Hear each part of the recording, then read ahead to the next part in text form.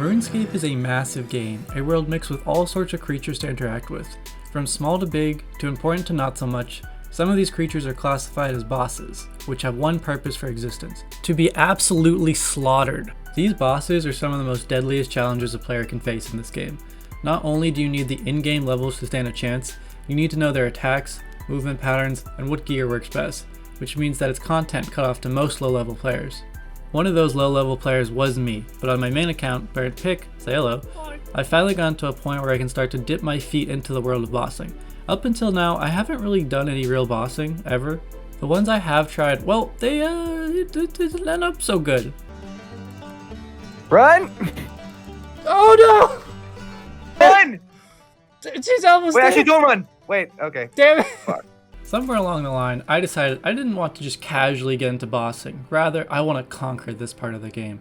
Killing them a couple times isn't enough of a fantasy for me. No, I want more.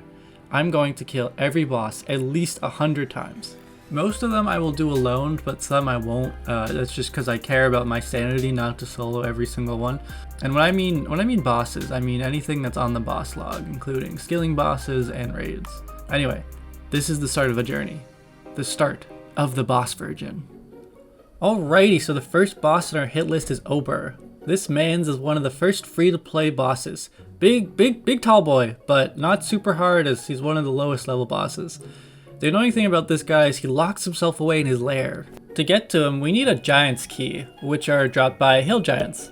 Now, the even more annoying part about this is that once you enter, the key just disappears, it's gone. Just vanishes, I guess. I did one test run and determined that I was going to need 9 keys to do enough runs so I could kill this man 100 times. I did some research and found out that most giants there is a 1 in 124 chance that they will drop one of these keys. That's a pretty high drop rate, don't like that. But the hill giants in the wilderness, yeah, you know, that place that anyone can just come up to you and smack you to death if they want. Yeah, those giants have a 1 in 64 chance to drop it. Meaning my time would be better spent killing them there. The first spot I went to was not too far into the wilderness. It was below level 20, meaning I could teleport out of there if I got scared. The only problem was that there was only 2 hill giant spawns.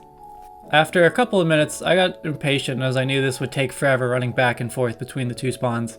So I manned up and made my way farther into the Deadland, where there were a nice 6 hill giant spawned for me. Just for me. All for me. It was mine. Get away. I set up my cannon and got to work a murdering.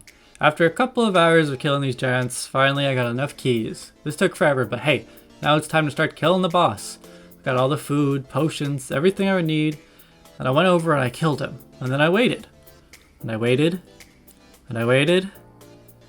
And... Okay, wait, pause. Alright, let's go back to something I said earlier, okay? I did one test run and determined that I was going to need 9 keys. 9 keys. Oh boy, was I wrong. There is a vital source of information I was confused about. While I waited for this man to respond, spoiler, he did not, I learned that each time you killed him, you needed 1 key. This is where my virgin knowledge screwed me over. So I needed 100 keys to kill this boss 100 times. Now, so you completely understand the severity of what I am saying, here's some math. If the drop table is 1 out of 64, that means out of every 64 hill giants I kill, I get 1 key. So if I needed 100 keys, that meant I had to kill somewhere around 6,400 hill giants, if statistics decided to be on my side.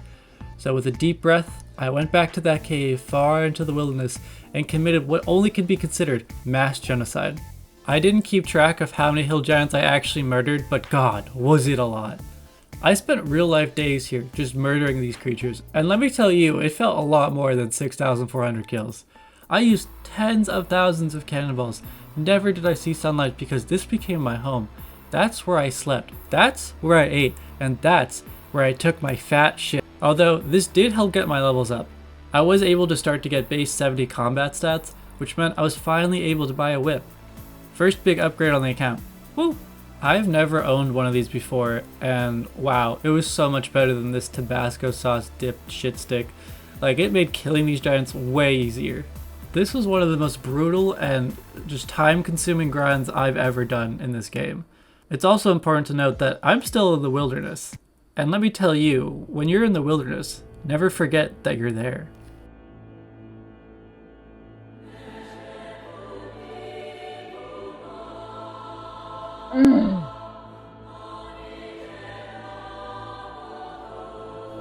No, are you kidding me? Oh my god. Yeah, this guy just comes out of this crevice and two-shots me. Like, I had no chance against this man with his stupidly thick crossbow. I probably lost about 1 mil with my dragon boots, sparrow's gloves, 2k cannonballs, and dragon plate legs. It was a blow to my bank, but I was just happy I had only lost 1 key. But this did not deter me. I mean, was I going to have Lucas 2518, now my mortal enemy, have the final laugh? Of course not. So I continued. After committing more horrible war crimes and personally putting hill giants on the endangered species list, I got it. Oh my god, finally! Yes! 100 keys! Look at that. 100 keys! Yeah! 100 keys, baby, there we go! Since I already beat the boss twice, I know that I only had to get 98 keys, but seeing those 3 digits really was something I couldn't pass up. I mean, if that's not like the most clickbait thing you've ever seen, I don't know what is, really. Back to the GE. I liquidated some of my things, including my cannon, to get most of my gear back for the boss fight. Then, I was ready. I also for some reason decided to bring a bronze defender. This thing sucks. I'm not even sure why I brought it. Maybe I thought it might be funny, I don't know. Anyway. Time for the slaughter of Obor. This boss, pretty underwhelming, considering the journey here. He has some heavy hitting attacks, but as long as you pray and eat enough, it isn't bad. There was a chance he would drop keys, and when he did drop them, I became suddenly very angry. To unleash my feelings, I decided it was best to act on them by doing all sorts of non-child friendly things to these pieces of iron. So steadily I slaughtered him, took his loot, and repeated the process until I got 100 kills. Also, I know my guy keeps getting thrown around, but come on, this is like the 1,000th time. Relax, little bud. And finally, Obor has been defeated 100 times plus 3. Now, after every boss, I'm thinking that we need to see the loot. Like, would this even be a RuneScape bossing vid without a loot check at the end? Alright, so we got about 2 mil from killing him 100 times. Not bad, although I did lose money since my bank was at 12.2 mil and now it's at 11.5 mil. Obor doesn't drop anything super expensive aside from the Hill Giant Club. Sadly we didn't get it, but that's okay. That's not the point because we destroyed this guy. Not the most profitable boss because getting to him is a pain, but yeah, first boss down. Feels good. And that's all we're doing for this episode. Hope you guys liked it. Would really appreciate a like and or comment. And if you guys don't, I'll rip your earlobes off. Yep. Just tear them off. Like, just take them and go, wait. So let's avoid that awkward situation. Okay? Jesus Christ. Anyway, see ya.